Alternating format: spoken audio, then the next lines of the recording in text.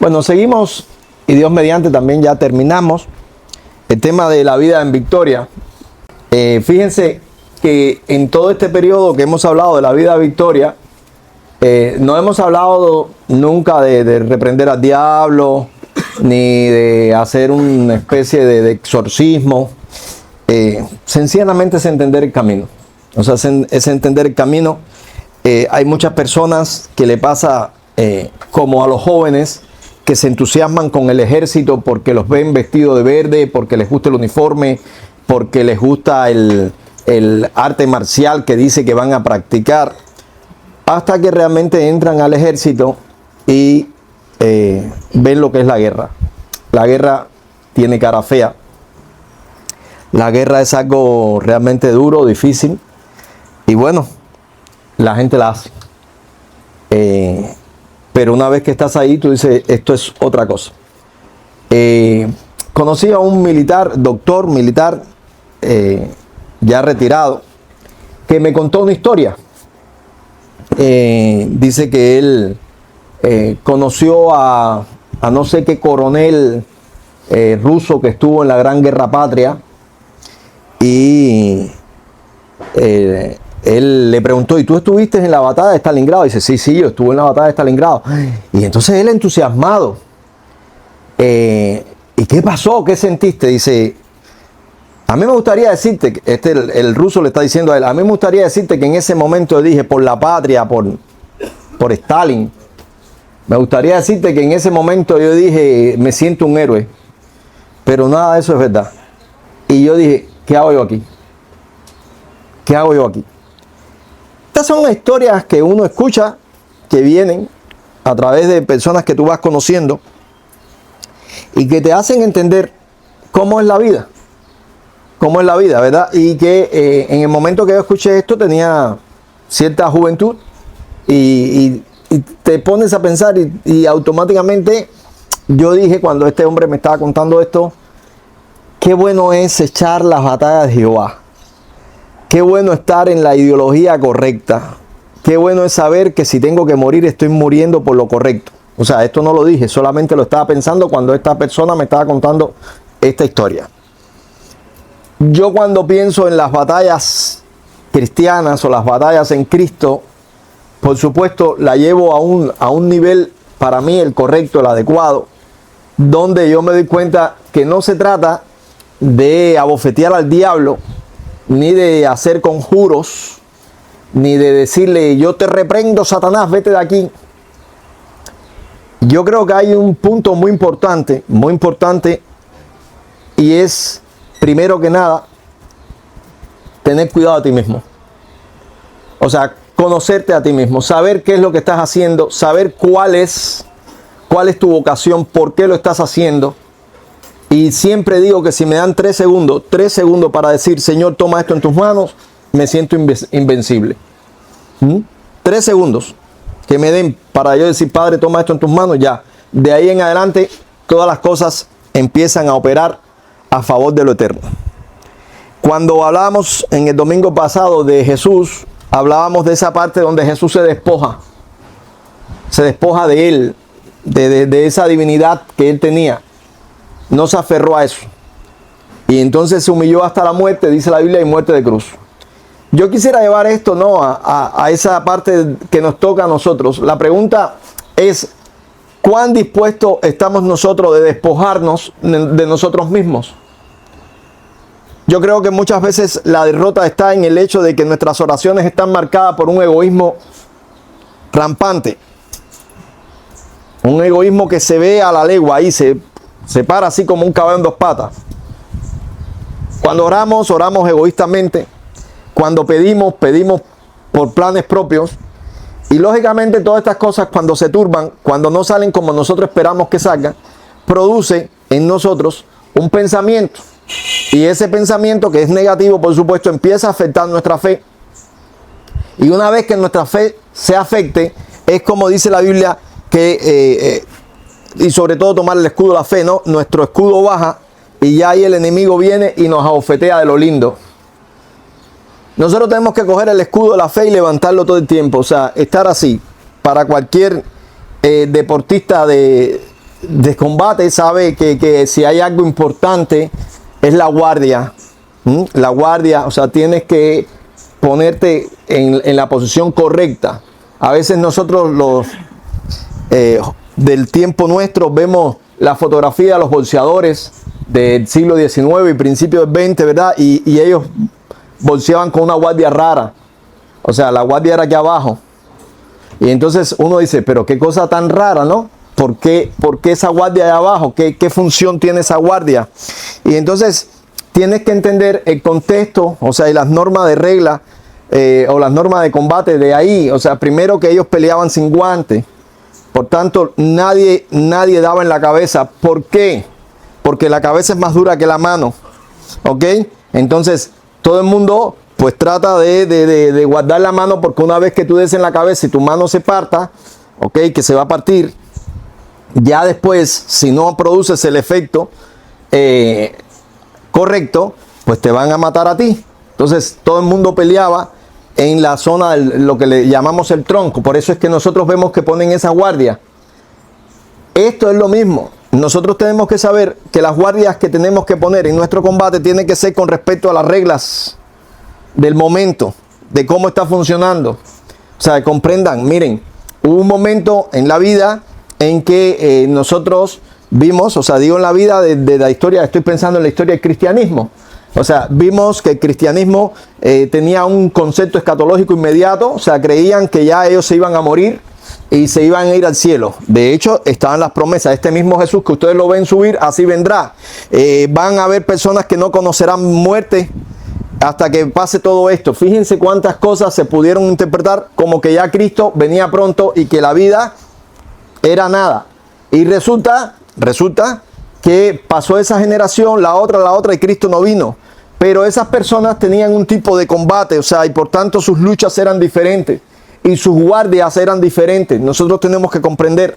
A veces nosotros nos damos pues esa preparación para la hostilidad. O sea, la hostilidad. Estamos ahí, el diablo nos va a atacar, nosotros vamos a resistir. El diablo nos va a decir que neguemos a Cristo, no lo vamos a negar. El diablo nos va a decir esto y nosotros ya tenemos esta respuesta. Todo eso es legítimo. Todo eso es legítimo. El tema es cuando el diablo cambia su forma de combatir. Cuando pasa de la hostilidad a la sutilidad. ¿Ok? Por ejemplo, la iglesia se preparó muchos años para morir. Y murieron por Cristo y el cristianismo fue creciendo y qué bendito Dios, toda esa martirología que tenemos dentro de la religión cristiana. Amén. Pero la iglesia no se murió, no se preparó para no morir. La iglesia no se preparó para vivir. Por eso dice Pablo, ni la muerte ni la vida, ni ángeles ni principados, nada nos podrá separar del amor de Cristo.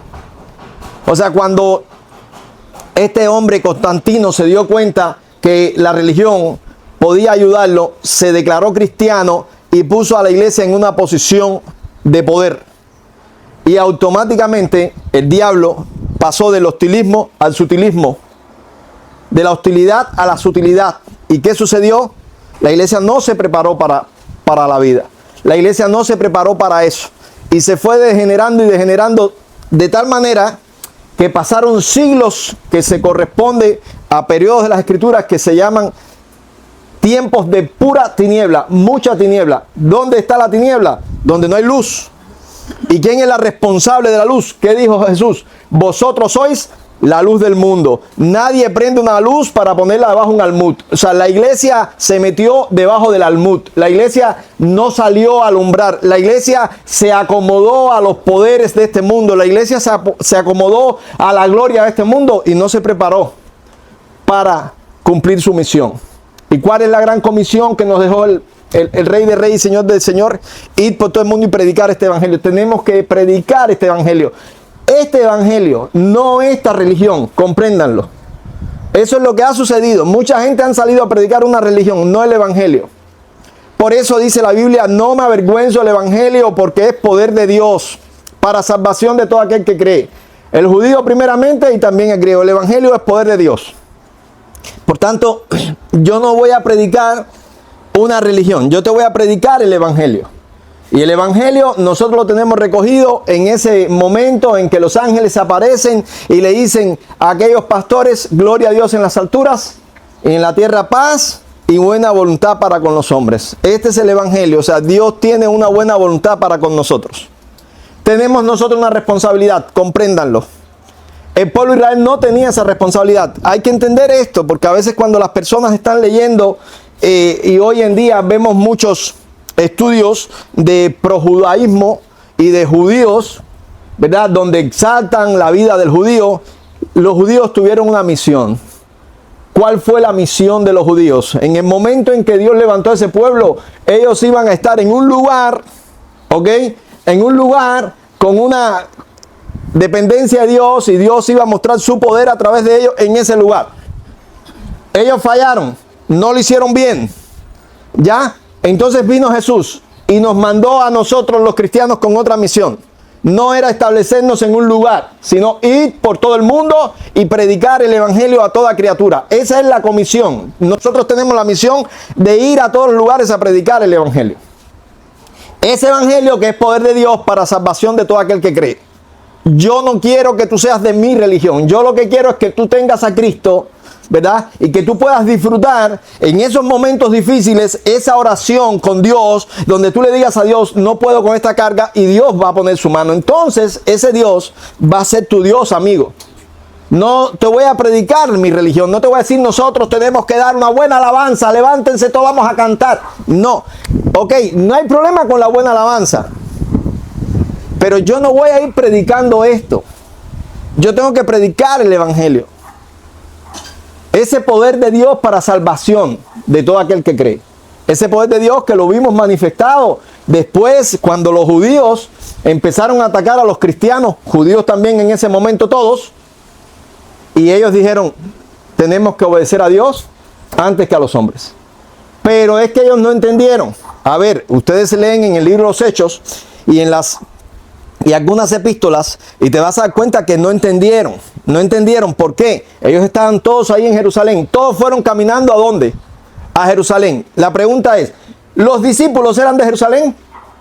No eran de Jerusalén, ¿verdad? Pero se fueron estableciendo en la capital, como diciendo, esta es Jerusalén la celestial. Ya ellos habían recibido de Dios que no iba a quedar piedra sobre piedra, pero ellos fueron a establecerse allí. Allí estaban, allí alquilaron hasta un aposento, el aposento alto, ¿verdad? Ahí estaba, era el aposento de todos ellos. Ahí vamos a poner entre todo dinero y aquí nos quedamos, está la promesa, esta es la ciudad del gran rey, él va a venir aquí a este lugar. Una pregunta, ¿cuáles de los discípulos murió en Jerusalén? Ninguno. Todos salieron, de esos apóstoles, todos tuvieron que salir. Todos tuvieron que salir. Porque cuando se acomodaron en Jerusalén, ahí que vino una persecución. Persecución que se ve como en dos partes. Primero, una persecución sobre los ministerios apostólicos y después una persecución sobre la iglesia. Ahí hay una diferencia. Los discípulos tenían que entender cuál era la misión. ¿Cuál era la misión? Y después la iglesia. Y dice la Biblia, entonces los que salieron huyendo por la persecución, llegaron a tal lugar, predicaron, y se le llamó en ese lugar, en Antioquía, por primera vez, cristianos. Y a partir de ahí, nosotros vemos todo un movimiento evangelístico.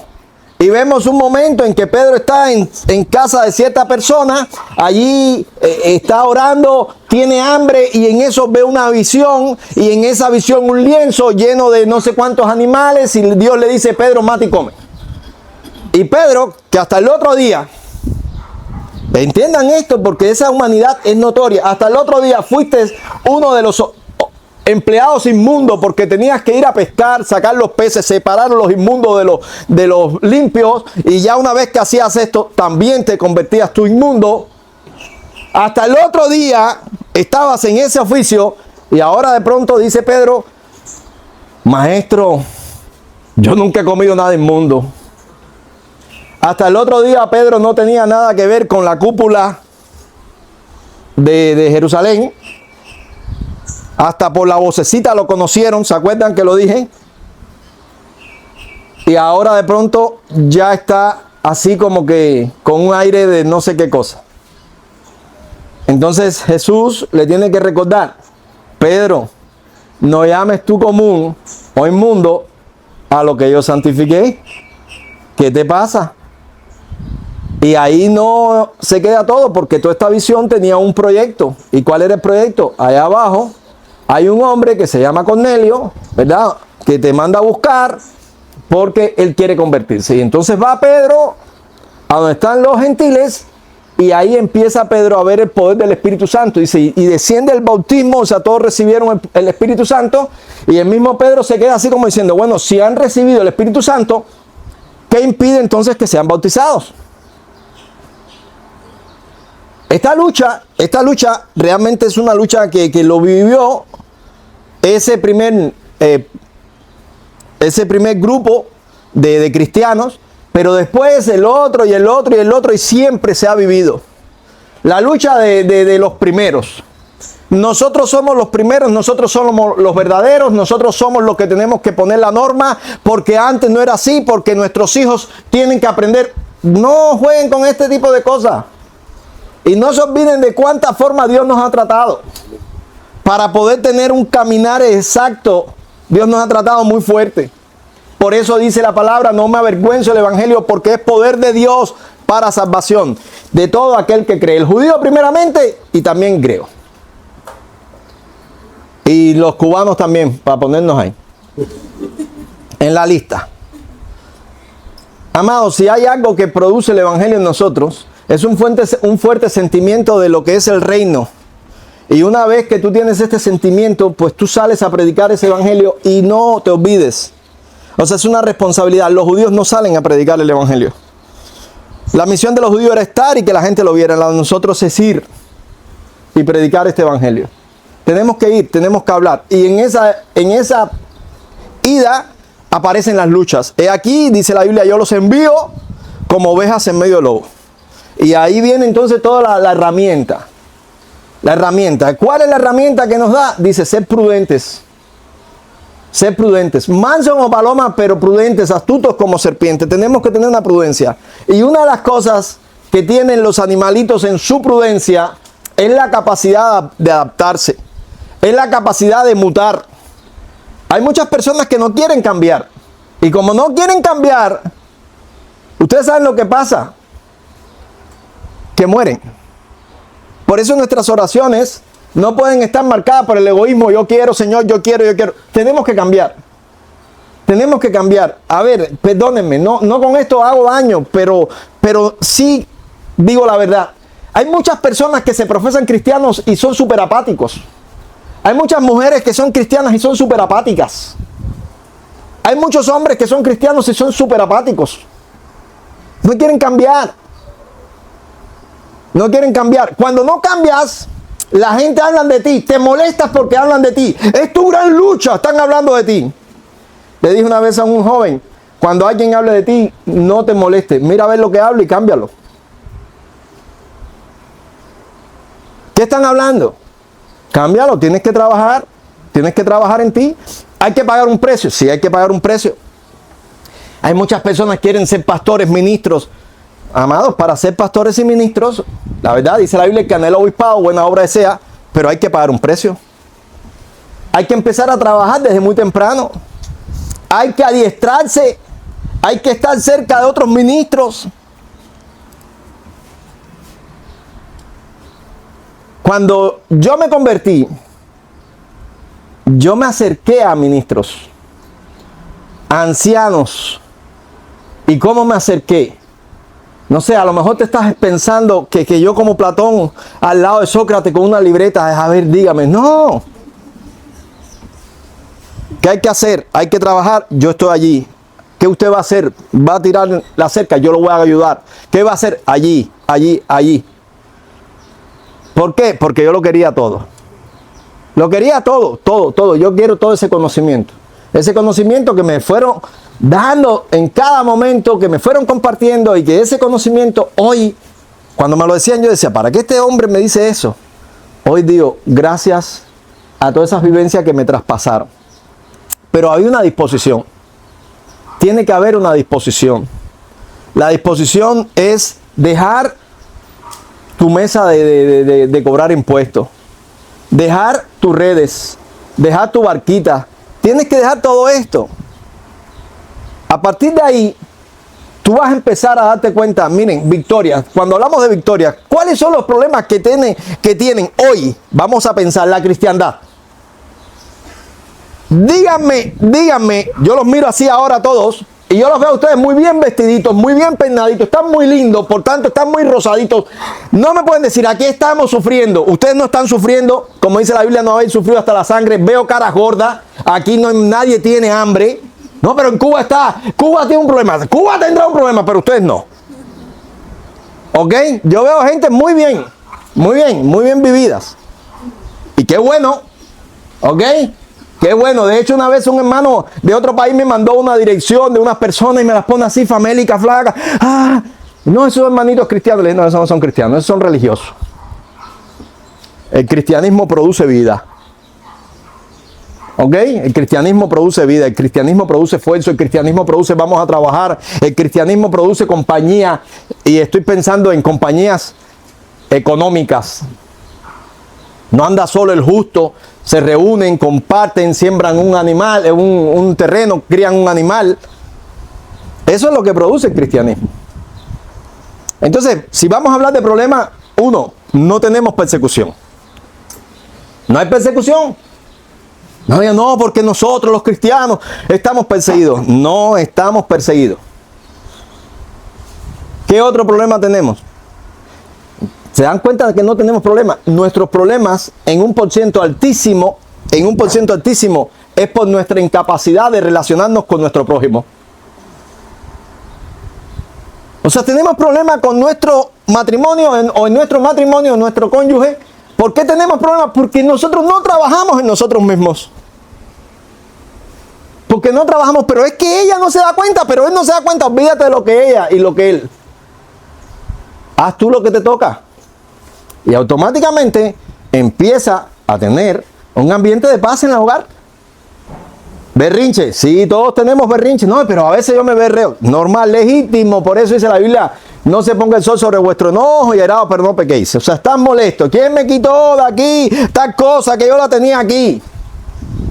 No, papá, no fui yo. La única que cambia cosas aquí eres tú. No, déjame ver dónde está. Ya, parece que alguien lo puso en la gaveta.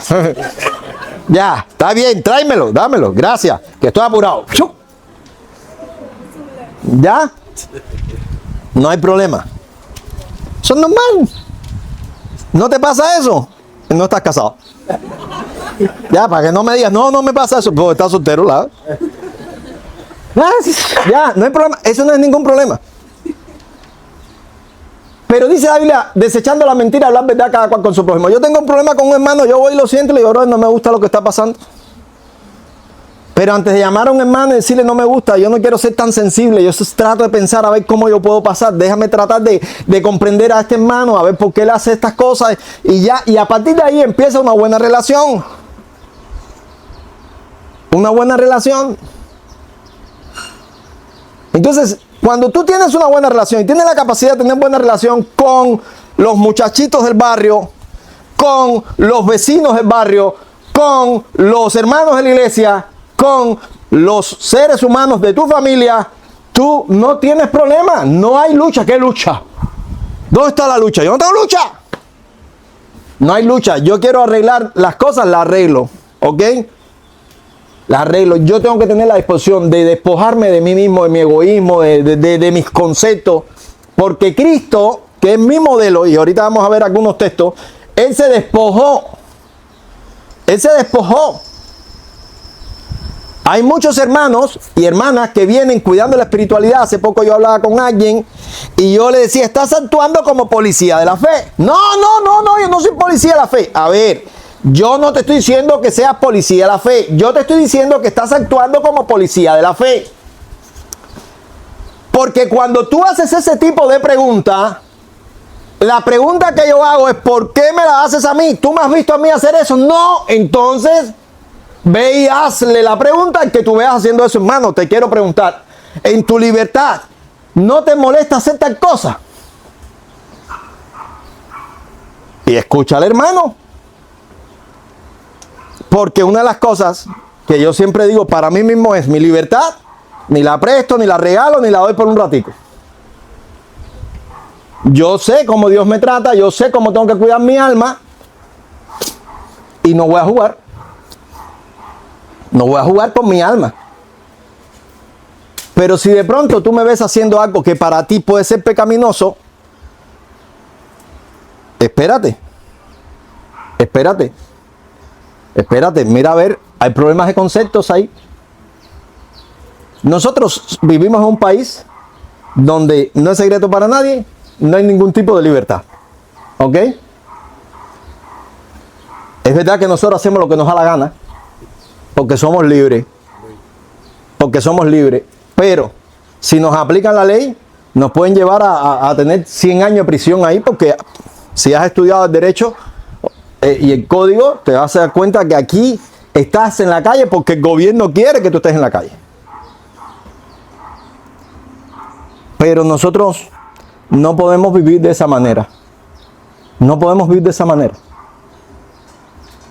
Un policía te pregunta, ¿qué hace usted aquí?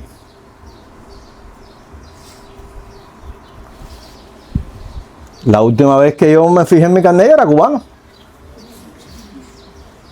Le dijeron a uno, si tú eres de tal lugar, si tú eres el cotorro, ¿qué haces aquí en La Habana? El muchacho que no entiende cómo funcionan las cosas se molestó y le dijo, si tú eres oriente, ¿qué haces aquí en La Habana? Lo mandaron para la policía de desacato y le metieron 8 años de privación de libertad. ¿Ya? ¿Qué te parece? ¿Qué te parece? No, ¿qué diría el comunista? No, eso no es así, tiene que haber algo más. Le dije una vez a mi primo, no te engañes más, no quieras buscar una justicia que no hay. No quieras buscar una justicia que no hay. Eso es normal, compréndelo. Una vez alguien me estaba hablando a mí y le dije, mira, antes de seguir hablando, yo te voy a pedir que te bajes del ladita. ¿Ok? Porque el ladita confunde. El ladita puede ser de la seguridad del Estado, puede ser del ministerio. Bájate el ladita y móntate en la camioneta mía y ponte a manejar. Para que vea la corrupción de la policía, para que vea todo esto, para que vea.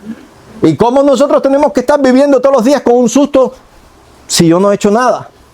Porque esto que le estoy diciendo, esto también tristemente se vive en las iglesias. Esos policías en la fe que vienen a hacerte juicio de por qué tú haces esto, por qué haces esto otro, con qué derecho tú hiciste esta cosa, en qué texto bíblico te basas para hacer esto. Y yo les he contado de un hombre que me dijo que si nosotros tomábamos la cena del Señor con una copa o con vasitos. Y yo le dije, no, con vasitos. Y me dijo, ¿en qué texto bíblico te apoyas para hacer eso? Le dije, chico, texto bíblico, no sé. Pero te imaginas 100 gente tomando de una misma copa que toma el último. ¿Eh? ¿Te imaginas 100 gente tomando la misma copa, el último ahí? Ahí estirando la baba ahí que se le pegó. Entonces, eso es un policía de la fe. ¿Con qué autoridad tú haces estas cosas? Te vamos a hacer tal pregunta. Y por eso Jesús dijo, ¿quién me puso entre vosotros como juez y partidor? O sea, ¿y qué hizo? Examínense ustedes, traten de no poner su corazón en las cosas de este mundo, en la riqueza. Entonces, problemas que tenemos nosotros, 90 y tanto %, conflicto en las relaciones humanas. Y esas son nuestras batallas. Esas son nuestras batallas. Porque la señora del CDR me dijo tal cosa. Voy a orar. O porque el de jefe de tal lugar me dijo tal cosa. A ver, no sé, tal vez puede ser por falta de experiencia tuya, pero todos los que llevamos tantos años en este camino, que hemos visto a la gente abandonar sus ideologías, a la gente vivir en una miseria después que dejan su puesto de trabajo, que hemos visto que ha salido a la luz la frase esa, detrás de un extremista, un oportunista. Después que hemos visto tantas esas cosas, ¿por qué yo le voy a tener miedo? Ni voy a considerar que es una prueba que la vecina me diga, oye, preguntaron, dicen que te va a hacer un registro. Me van a hacer un registro y me van a encontrar lo que está en la casa. Pero ¿y si te encuentran algo ilegal? Es que todo es ilegal. ¿Cuál es el susto? ¿Cuál es el susto? Una vez que te pidan, aquí a un hermano le hicieron eso, le llevaron todos los casetes. Cuando aquellos los casetes, ¿se acuerdan los casetes? Teníamos todos los casetes, las predicaciones en su casa. Y por supuesto, ahí había casetes de todo tipo, con cientos de miles de predicaciones. Y vino la policía y ahí empezaron y un tremendo operativo. Cerraron las calles. Una vergüenza. Me llamaron a mí cuando yo vine. No me dejaron pasar. Mire, no puede pasar. Después va a la unidad. ¿Está bien? Vamos a la unidad. Y ahí había una de las señoras esta de vivienda funcionaria que vio unos casetes y cogió y se lo metió en el pantalón. ¿Ustedes creen que eso no es una vergüenza? Robándose los casetes. Es una vergüenza. Casetes que 2 meses después ya nadie tenía grabadora para eso porque aparecieron otras cosas. Qué vergüenza. ¿Ustedes creen que yo le voy a tener miedo a eso? Cuando al final yo fui para la estación de policía aquí mismo del casino, llegué y estaba el jefe de la policía y el tipo del operativo, y le dije, yo vengo a buscar mis casetes, no los papeles estos, aquí nada tiene papeles, eso es una tontería ustedes, denme los casetes y me dan la computadora, cuando aquello nadie tenía computadora. No, pero los papeles, no, nada de eso tiene papeles, todo eso es mío. El hermano que iba conmigo, que era el de beso, me dijo, oye, pero nos van a dejar preso aquí. Bueno, por algo tenemos que empezar, ¿no? No, eso tiene que, primero eso se va a hacer un investigativo porque tiene que venir el departamento de investigación a mirarles, miren, ustedes no van a hacer nada de eso, es mentira, ustedes no tienen gente para escuchar a esas personas. Díganme cuándo yo vengo a buscar los casetes y la grabadora, ¿ok? La reproductora, ¿cómo es? La computadora, disculpen, que era una laptop, que hoy la ve y tú dices, era este gordo así la laptop. ¿Cuándo vengo a buscar? No, pero eso, no, díganme, tómense el tiempo de investigar lo que quieran. Ustedes no van a hacer nada de eso, pero ¿cuándo vengo a buscar? Cuando salimos, el hermano me decía, ay, pero tú estás loco. Yo pensé que no iba a dejar preso ahí. Nada, mentira, poco tiempo fui y le vengo a buscar los casetes. Un momento, yo soy de los casetes y la computadora. Un momento, me dieron todos los papeles, se le devolvió tanto. Siempre se robaron 1 o 2 casetes, miserables, ¿no? Y coge la laptop, ya, todo eso, toma, ahí tiene de nuevo los materiales. Y con una justificación, que ya había pasado por prisión. No puedes vivir con esos miedos. Eso fue una lucha. No, lucha hubiera sido si yo no hubiera hecho ese enfrentamiento. ¿Entiendes? Eso fue un entrenamiento. Eso no es lucha. No puedes vivir con miedo. Los miedos te hacen ver fantasmas. ¿Se acuerdan cuando mandaron a aquellos a ver allí la tierra? ¿Qué vinieron a decir? Oye, sí, la tierra es buena, ¿verdad? Que los racimos que se dan tremendo, todo es buenísimo. Pero hay unos gigantes. Los gigantes los ves tú por tu incredulidad. Por tu incredulidad. Al final, después que tú pases todo esto, vamos a sacar un 90 y tanto % de problemas en tus relaciones humanas. ¿Ok? Así que tu problema con tu nuera, con tu suegra, con tu yerno, con quien sea, no es una prueba de fe. Es tu incapacidad de relacionarte con seres humanos. Eso no es ninguna prueba de fe. El problema que tú tienes con el pastor, con la directora de la escuela, no es un problema de fe. ¿Ok? Es un problema tuyo como individuo. Tú tienes que trabajar. Eso no es prueba. Usted no ha sido entrenado. Tu mamá y tu papá no terminaron el entrenamiento que tienes que darle a un hijo. Con 30 años, con 28 años, tienes que decirle, ¿y eso por qué? No, papá, ¿y eso por qué? Dime por qué estás poniendo eso ahí. Ese es su derecho. No, porque mi suegra no sé cosa. ¿Cuál es el problema? ¿Dónde vive tu suegra? No en su casa. ¿Y el problema dónde fue? No en su casa. Entonces el problema eres tú, no es tu suegra. Arréglate. No quieras imponer nada en casa de nadie. Lo que tú quieras hacer, hazlo. No, papá, ¿por qué tú no haces esto? ¿Vendes esto? ¿Compras esto? Magnífico, háganlo ustedes con su dinero. Con el mío hago lo que me da la gana. Contra papá, tú te pones. Te conozco, mascarita, decía mi mamá. Empiezas muy humilde dando ideas y después cuando te enredas en la idea que no es tuya y las cosas empiezan a salir mal y pides cuenta, tú dices, yo no dije nada, yo lo sugerí. Y eso me ha pasado muchas veces. Entonces, ahí no es una prueba, no es una lucha, tienes que entender Son cosas que tienen que trabajar los adultos en ti. No lo trabajaron. Bueno, ya eres adulto, ahora tienes que trabajar tú mismo o tú misma en ti.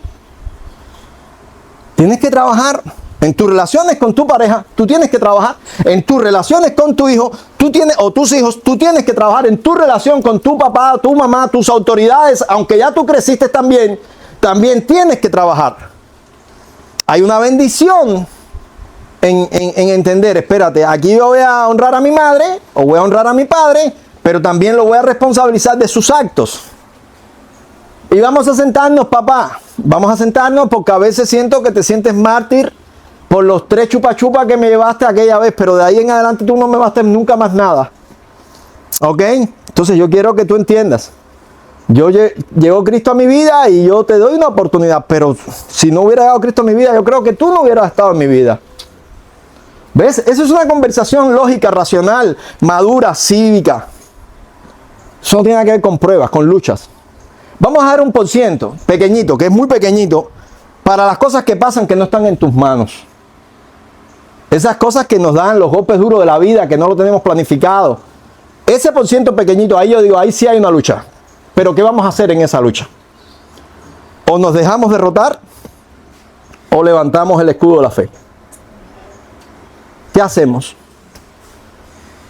Cualquier persona que tenga un entendimiento de lo que hizo Cristo, de cómo Cristo operó y todo eso, entonces, disculpen, van a tener claridad en lo que dice 1 Tesalonicenses 5:18. ¿Qué dice? Dad gracias en todo, porque esta es la voluntad de Dios para con vosotros en Cristo Jesús. Dad gracias en todo. ¿Por qué? Esta es la voluntad de Dios para con vosotros en Cristo Jesús. Vamos a entender una cosa muy importante, que es la soberanía. Esa soberanía de Dios. ¿Qué cosa es un Dios soberano? A veces nosotros cantamos, Dios soberano era. Qué lindo, amén. Pero ¿qué cosa es un Dios soberano? ¿Qué cosa es un soberano? Un soberano es alguien que pone leyes. Y pone leyes porque él mismo las hace. Eso es un soberano. Dios pone sus leyes. Él mismo hizo las leyes. Él no le pidió permiso a nadie. Dios no le pide permiso a nadie. Por tanto, cuando tú vengas a hacerle a Dios un análisis humanoide, te equivocas. Estás hablando con el soberano del universo. Un día, hace muchos años, yo estaba jovencito y dije, bueno, Dios existe. Y esto lo he dicho después 1.000.000 de veces. Pero yo me quedé pensando, Dios existe. Ya, yo acepto la existencia de Dios. Dios existe. Sí, pero ¿cómo que existe? Porque yo mismo me llamaba la atención. Si Dios existe, ¿cómo que existe? O sea, Dios no existe como un maestro en el cielo que yo me le escondo y después le hago truco, saco un chivo, me fijo y apruebo. Si Dios existe, existe como el rey del universo, el soberano. Por tanto, me voy a someter a Él. ¿Para qué pelear con Dios? ¿Para qué reclamarle a Dios? Voy a someterme a Él, a su voluntad. Una vez que tú tienes ese entendimiento, ya tú dices, estamos hablando de un Dios soberano. Todo lo que pasa en tu vida, da gracias a Dios. ¿Por qué tienes que dar gracias a Dios? ¿Por qué tienes que dar gracias a Dios? Bueno, porque produce en ti muchas cosas buenas. Porque lo primero que tú tienes que entender es que cuando tú das gracias a Dios, no haces irreversible el acto que ya pasó. Lo que tú estás haciendo es creando en tu corazón una fortaleza donde la amargura no va a entrar y te va a contaminar. Señor, gracias. Gracias. Está duro la cosa, está difícil, pero gracias. Gracias. Yo le agradezco a Dios todos los días por todas las cosas que tengo. Gracias. Gracias. Y el día que me visite la calamidad, porque no estamos exentos de eso. Por eso digo, cuando un cristiano está preparado para esto, no hay susto. Es una victoria rotunda. El día que te visita la calamidad, ya tú sabes cómo mirar al rey. Como dice la Biblia, como la sierva mira la mano de su Señor, así yo te miro, Señor. Yo te pido que tú me ayudes. Yo te pido que entiendas mi fragilidad. Y a partir de ahí es que uno empieza a sensibilizarse con todos esos cantos que después cantamos una y otra vez. Y la gente dice, ¿por qué? ¿Por qué eso? Los hijos te dicen, papá, ¿por qué a ti te gusta ese canto viejo y tan feo? ¿Y sabes por qué te gusta? Te gusta por el hecho de que hay una vivencia. Ahorita cantábamos un canto que a mí me encanta. Y desde que lo escuché, estaba pasando por un momento difícil y me sirvió. No importa que mis manos se vayan desgastando. No importa que mis pies no quieran caminar. No importa que las canas me vayan dibujando. La vida que me has dado es por la eternidad. O sea, tengo una vida eterna. Tengo una vida eterna para preguntarte todo lo que yo te quiero preguntar y ya sí me vas a responder. Tengo una vida para decirte todo lo que yo sentí en el momento en que estaba pasando por la prueba. Entonces, un justo entiende por qué tiene que darle gracias a Dios en todo. Porque esta es la voluntad de Dios. Y ya dijimos, la voluntad de Dios es agradable y perfecta. Agradable y perfecta. Y dice la palabra, el hacer tu voluntad, Dios mío, me ha agradado. Y dice Hebreos capítulo 10, versículos 35 y 36. No perdáis pues vuestra confianza, que tiene grande galardón, porque es necesaria la paciencia para que, habiendo hecho la voluntad de Dios, obtengáis la promesa. Vuelvo a leer. No perdáis pues vuestra confianza, que tiene grande galardón, porque es necesaria la paciencia para que, habiendo hecho la voluntad de Dios, obtengáis la promesa. O sea, no podemos perder la confianza. Tenemos que ejercitar la paciencia. Tenemos que trabajar en nosotros. Y no se asusten. No se asusten. ¿Se acuerdan aquel ejemplo que yo los estiro? Yo estiro estas cosas para mi alma, ¿no? Cuando a aquel hombre le dijeron, da cuenta de tu mayordomía. Y él dijo, ¿qué haré? Porque cavar no puedo. Y mendigar me da vergüenza. ¿Y dónde yo llevo esto? Dice, cavar no puedo. Yo digo, este tipo actuó con astucia, pero hay que ir a una parte. Cavar no puedo. ¿Por qué no podía cavar?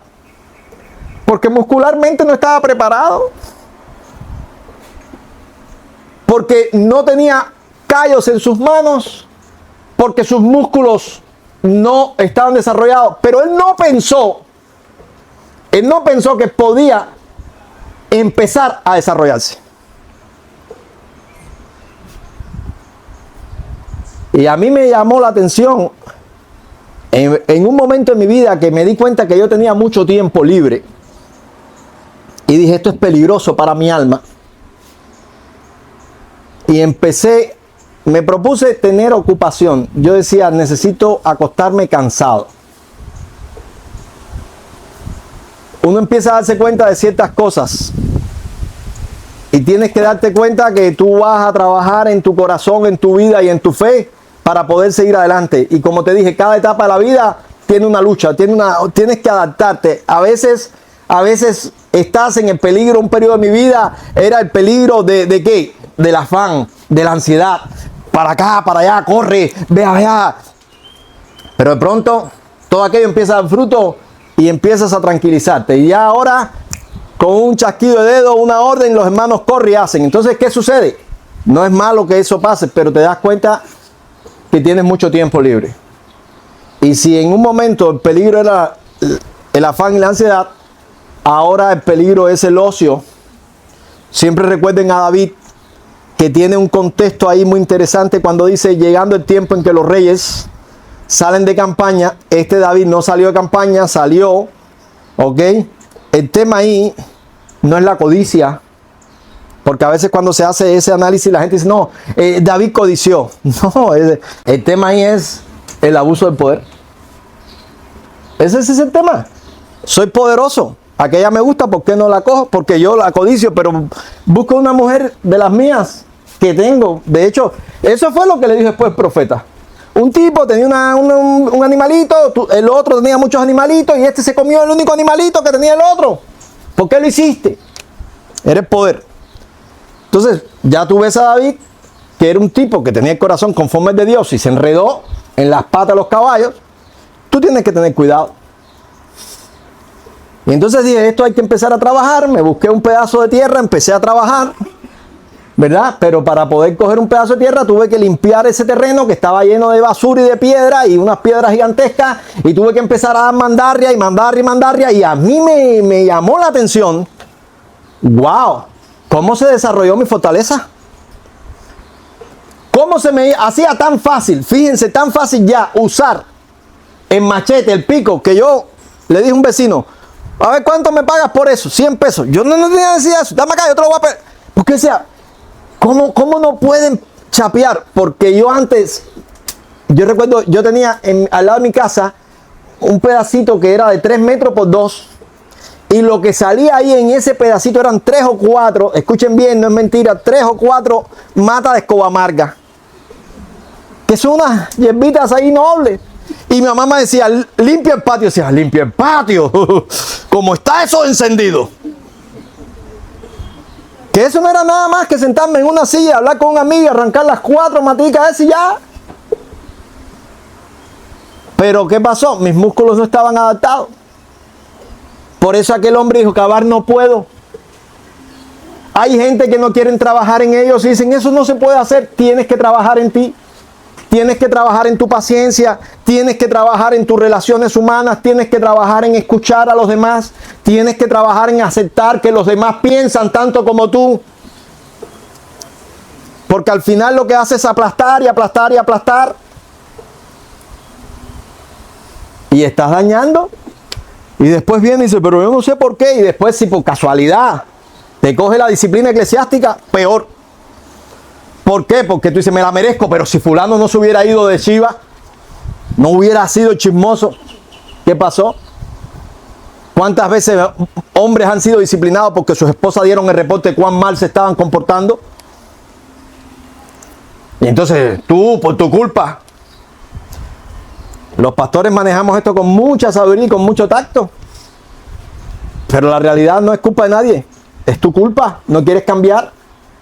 Yo recuerdo que mi tía me decía, porque le decía, ese profesor la tiene cogida conmigo. Y ella me decía, como profesora que era, cógela tú con él.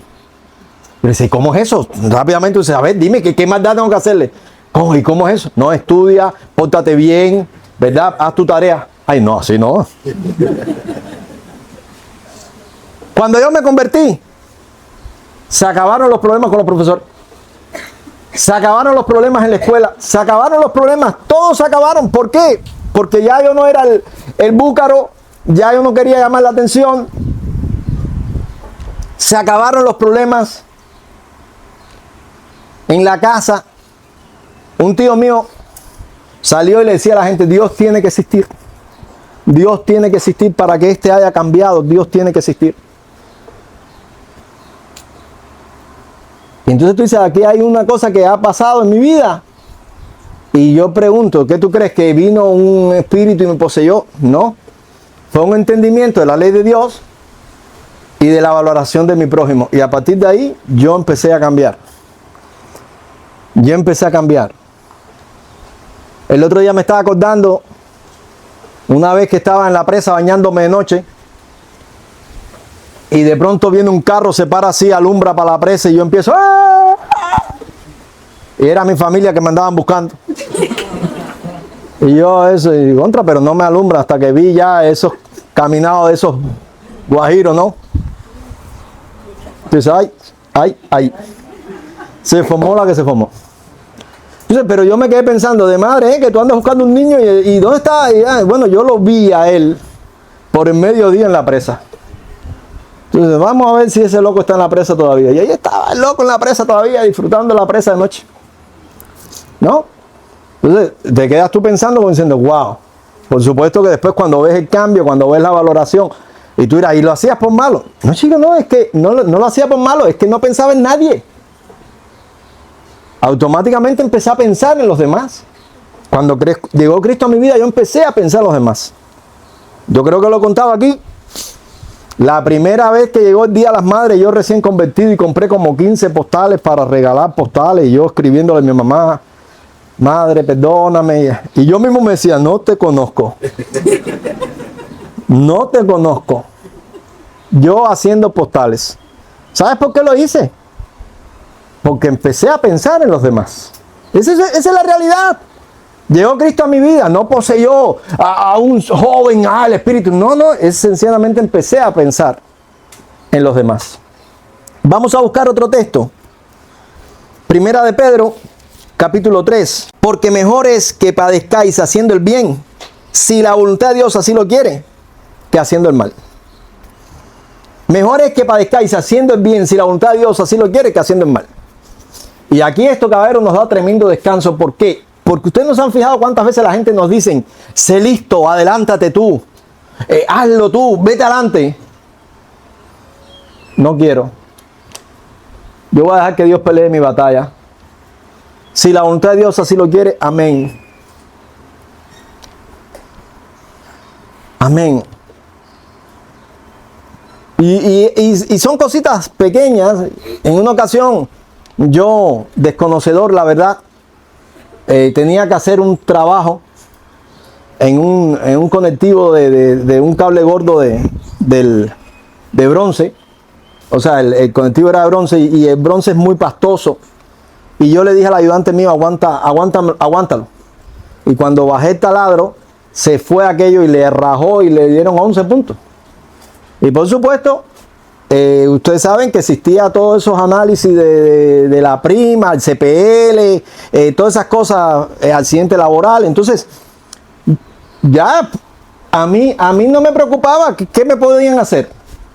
Me dio mucha pena con mi ayudante. Mi pena era eso. O sea, yo decía, no puedo darle para atrás a esto. Ya se afectó. Pero llega uno y me dice, oye, dicen que te va a hacer esto y esto. Es importante. Este tipo que me está diciendo eso es una persona que está apartada. Está apartada. Se fue del cristianismo. Y él lo que quería era verme en ese estado de susto, de angustia. Y yo me acuerdo que le dije una frase. Le dije, yo soy un hijo de Dios, mi hermano. Me dijo, el hecho de que tú seas un hijo de Dios no te exonera de tus responsabilidades. Y yo le dije, no, yo no estoy pidiendo que Dios me exonere mis responsabilidades. Yo estoy pidiendo que Dios juzgue lo que pasó. Bueno, allá tú, te advertí. Gracias. ¿Ustedes saben qué pasó? Nada, absolutamente nada. Ya, nada, no pasó nada. Pero la otra pregunta que yo hago es, ¿qué podía haber pasado? ¿Qué podía haber pasado? Bueno, usted por el accidente laboral no cobra este mes la prima. ¿Ya? ¿Algo más? Ustedes se dan cuenta a veces cómo nosotros nos metemos en batallas innecesarias. Si la voluntad de Dios quiere que padezcamos, vamos a padecer y ya. No podemos adelantarnos, no podemos decir, no, Señor, es que mira lo que nos va a pasar. ¿Qué nos va a pasar? Por eso dice la Biblia, no les temáis. Lo más que te puede hacer un hombre es matarte. Lo más que te puede hacer un hombre es matarte. Más nada. No les temáis. No nos damos cuenta de todas estas personas que viven tremendo miedo, tremendo susto y que siempre están echando miedo. No porque te quieren echar miedo a ti, sino porque su vida es tan miserable que ellos quieren tener a otros como ellos en su bando, en el equipo. Y no te preocupes, si no los escuchas y sigues adelante, al final van a decir, menos mal que tú seguiste adelante. Si la voluntad de Dios quiere que tú padezcas, vas a padecer. Agradécele. Nos toca, ahí hay una victoria. Cuando ya tú no tienes miedo, a ver, le decía yo a mis hijos cuando le enseñaba a bolsear, ¿ustedes creen que no le van a pegar? El arte del bolseo es pegar más y que te peguen menos, pero siempre te van a pegar. Es más, a veces no vas a sentir ni los golpes, pero te pegaron. Y yo le decía, yo a veces tenía un dolor de cabeza y decía, ¿por qué tanto dolor de cabeza? Porque te pegaron, tú no lo sentiste, pero te pegaron. Te pegaron, es normal. Entonces la vida te va a pegar. Muchas veces no lo vas a sentir, después de decir, contra, me duele la cabeza.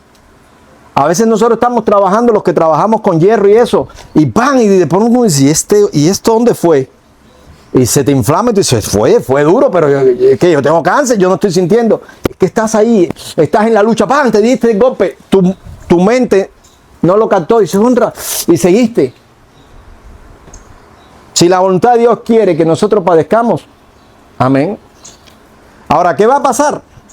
Siempre tener la verdad, la bondad, el bien del lado de uno. Por eso dice, no seas vencido por el mal, sino venciendo con el bien el mal. Cuando tú tienes el bien del lado de uno, ya. No, porque si metieron preso a fulano. Mira, cuando Pablo y Silas estaban en la cárcel y allí cantaban, después de haber cogido una buena paliza porque lo latigaron, dice que aquello tembló, se abrieron las puertas y aquel hombre, el carcelero, cuando vio que las puertas estaban abiertas, él sacó la espada para matarse porque sabía que lo iban a matar, porque si se te escapaba un preso tenías que pagar con tu vida. Y cuando fue a matarse, yo no sé si tú necesitas más que esto, porque con este testimonio uno se impresiona. De allá le gritaron, no lo hagas, estamos aquí. Y él inmediatamente sacó a Pablo y a Silas, le empezó a curar las heridas. A esa hora de la noche el hombre se convierte, con él toda su familia. Y no solamente eso, son bautizados. Todo eso rapidito. Y al otro día, ¿quieren más historia? Él mismo salió a pelear. Oye, que esa gente son ciudadanos romanos. ¿Cómo? Sí, sí, mira a ver qué hicieron ustedes. Y él mismo les gestionó la libertad. ¿Quieren más historia? ¿Quieren más historia que esa? Yo creo que no hace falta más. Dios puede convertir a tu carcelero en un hermano en Cristo. Cuando vayas a la vida de los mártires vas a ver cuántos hombres que fueron perseguidores después se volvieron hijos de Dios, y después no solamente fueron hijos de Dios, fueron mártires, murieron por la fe que ellos un día persiguieron. El mismo Pablo es un ejemplo de eso. Y cuando Pablo dice, los del pretorio saludan, le está diciendo, oye, los tipos que están aquí, los del G2, los que me vigilan, se están convirtiendo al evangelio. Porque ese es el poder de Dios. Porque no me avergüenzo del evangelio, porque es poder de Dios para salvación de todo aquel que cree. Y muchas veces se han convertido personas, que yo sé que se han convertido, pero otros me dicen, oye, cuidado, ese chivato. Ese fue chivato. Ahora es un cristiano. Ahora es un cristiano. El evangelio llegó. Llegó el evangelio, es poder de Dios. Porque cuando pase todo, nos vamos a dar cuenta que el comunismo fue historia. Como fue historia el nazismo, como fue historia Roma, como fue historia la Inquisición católica, historia que muchos pagaron, otros no pagaron, unos se convirtieron, otros se ahorcaron, historia. A mí qué me importa, yo voy caminando y voy caminando de la mano de Cristo, yo voy caminando con el Rey de Reyes, Señor de Señores, yo voy caminando disfrutando cosas hermosas, yo voy militando, compréndanlo. A veces, una vez yo estaba viendo un entrenamiento de eso, a los hombres nos gustan esas cosas. Y yo estaba viendo un entrenamiento militar y yo dije, a mí me gustaría haber tenido un entrenamiento. Y yo automáticamente pensé, dije, si yo estaba ahí a esa edad yo estaba peleando por el Rey de Reyes y Señor de Señores. A esa edad yo estaba ahí peleando. Yo era uno de los generales. Yo era uno de los principales comandos. Con 20 y tantos años del Rey de Reyes y Señor de Señores. Así que amén. Amén. En lo que yo voy caminando con mi Rey, otros están muriendo en sus ideologías vanas. Por eso dice la Biblia, no tengas miedo de sufrir si la voluntad de Dios así lo quiere. ¿Cuál es el susto? Lo más que te pueden hacer, como te dije, es matar. Ya más nada. Cuando tú tienes historia para contarle a tus hijos en la mesa y decirle de lo fiel que es el Rey, tú dices, todo esto valió la pena. En el momento no lo entendía, pero valió la pena. Dice el capítulo 4, versículo 2. Para no vivir el tiempo que resta en la carne, conforme a las concupiscencias de los hombres, sino conforme a la voluntad de Dios.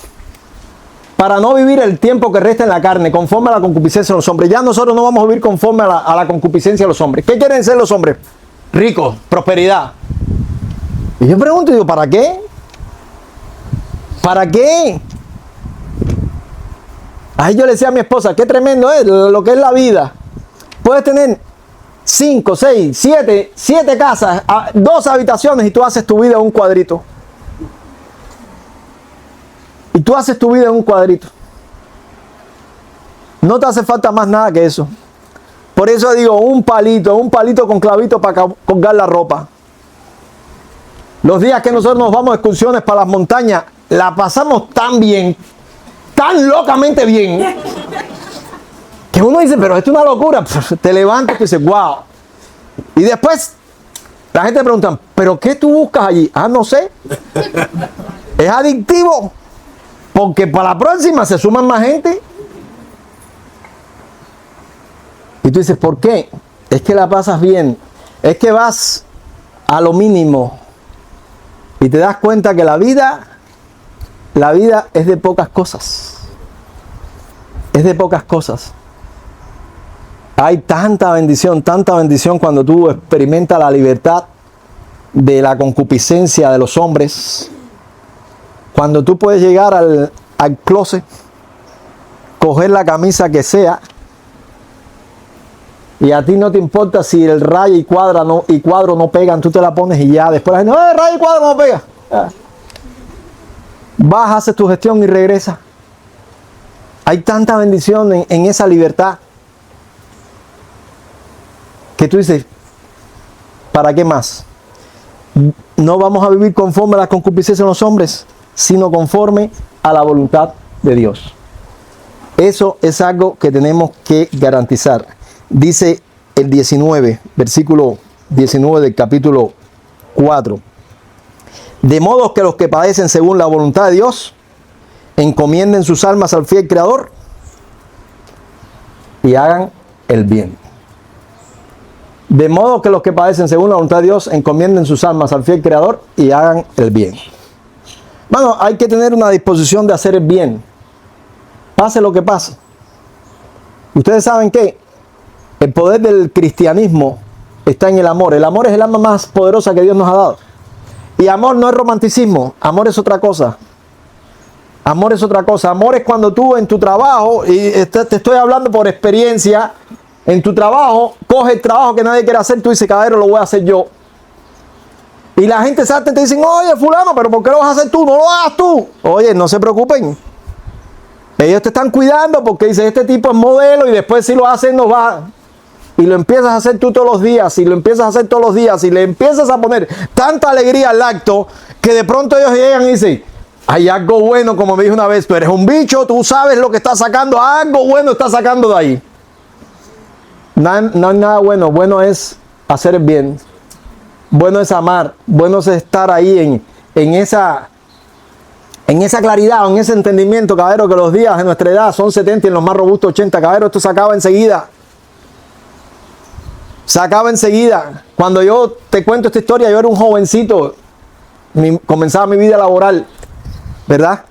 Y pudiera, si te van a coger una vez, alguien me dijo, te están cogiendo para las cosas, no te preocupes. Hay que hacerlo, yo lo voy a hacer.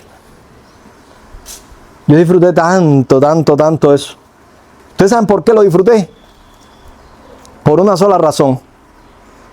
Porque Rolando estaba muriendo. Porque mi ego estaba muriendo.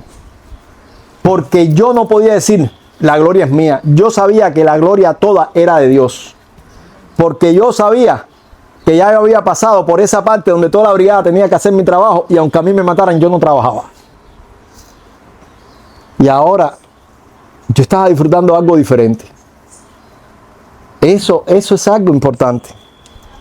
Por eso cuando a veces nosotros escuchamos a la gente decir, no, pero el problema es que ustedes son cristianos. Eso es normal para ti que eres cristiano. Nosotros tenemos que decir adentro ahí, si este supiera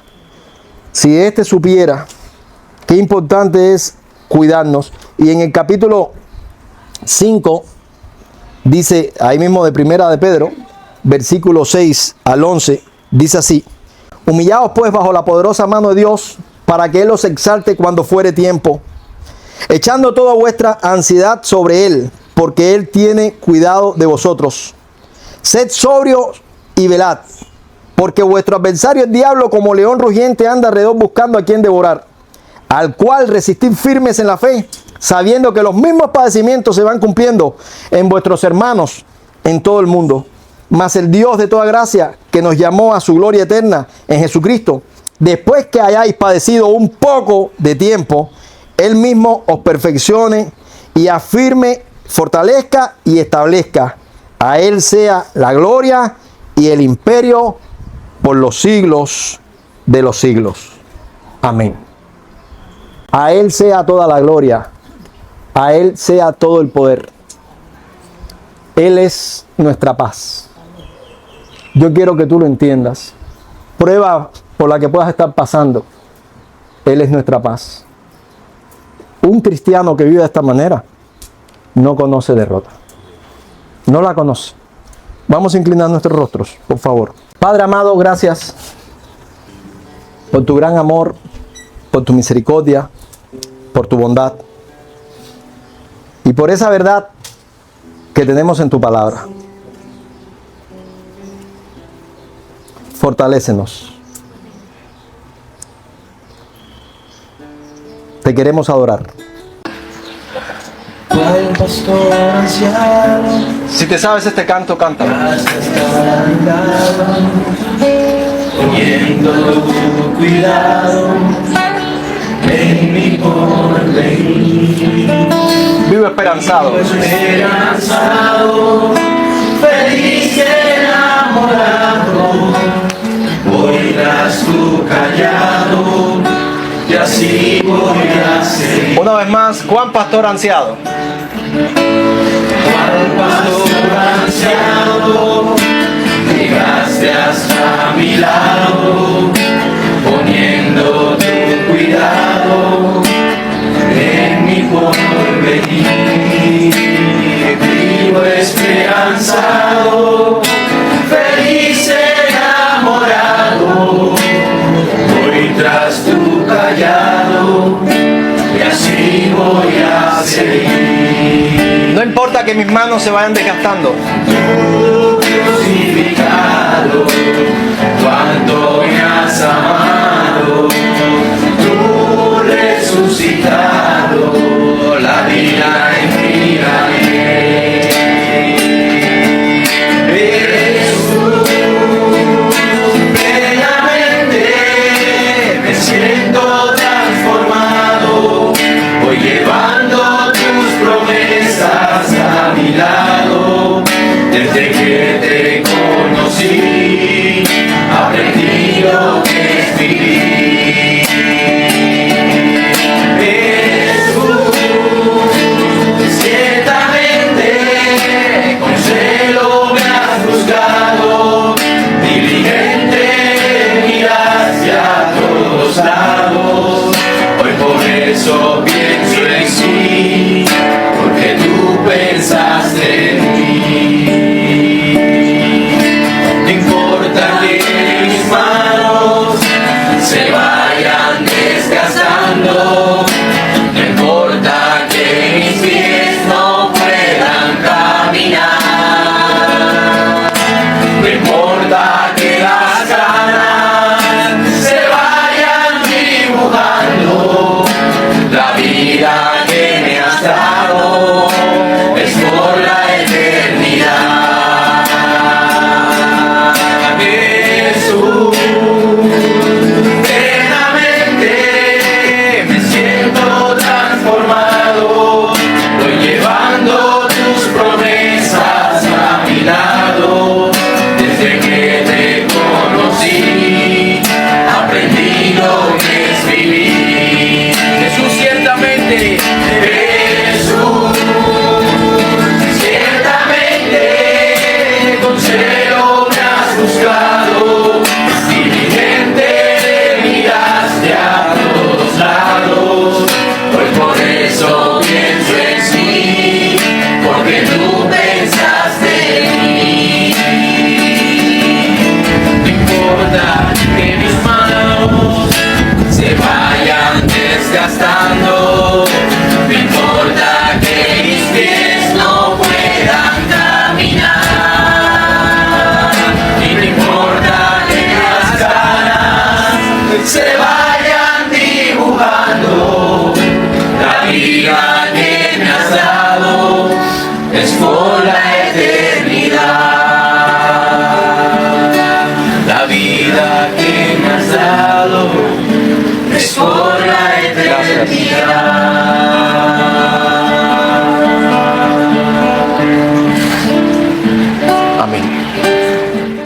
Dios les bendiga. Muchas gracias a todos por su gentileza. Nos saludamos en el amor de Cristo y nos vemos el domingo próximo, Dios mediante. Hemos terminado.